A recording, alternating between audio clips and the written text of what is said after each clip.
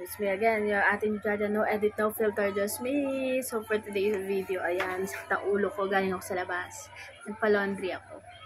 Anyway, share ko lang sa inyo na alis na ako ngayon.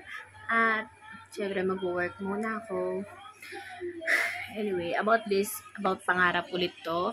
So, ang pangarap natin is a process. Hindi natin minamadali.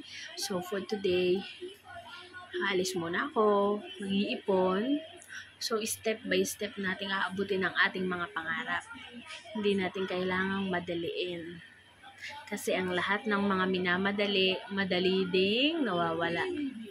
So, kailangan paghirapan mo muna. Pag-isipan ang mga bawat hakbang na gagawin. Kung ikaw rin katulad ko na nag-iisip at nagpaplano na mag-business in the future, mag-ipon ka muna. Huwag mo basta-basta muna iwan yung work mo. So, kapag may sapat na ipon ka na, tsaka mo ipaglaban ang pangarap mo. Ang pangarap mo na magtataguyod sa family mo.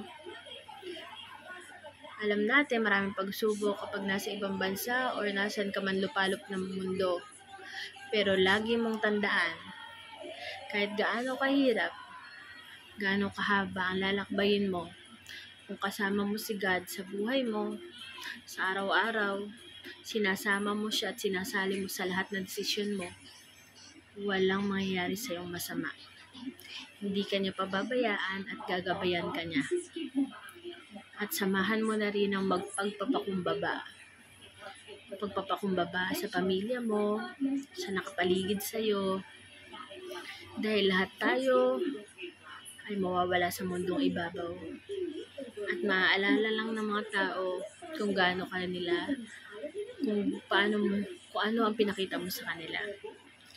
Kahit gaano ka kayaman ngayon, kahit gaano ka kahirap, maging mabuti at maging mapagkumbaba. Yes, may mga pride tayo, pero lagi nyo tandaan, mas gusto ni God na maging mapagkumbaba tayo. Siya ang magtataas sa iyo. Okay? And always be happy.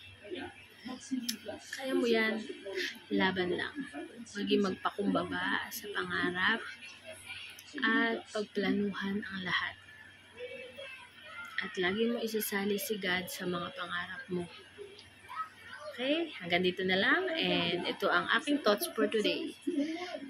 Hanggang sa muli, araw-araw naman ako magbablog and comment down below if nabigyan ko kayo ng inspiration. Okay? Bye! See you in my next vlog. Don't forget to like, share, and subscribe.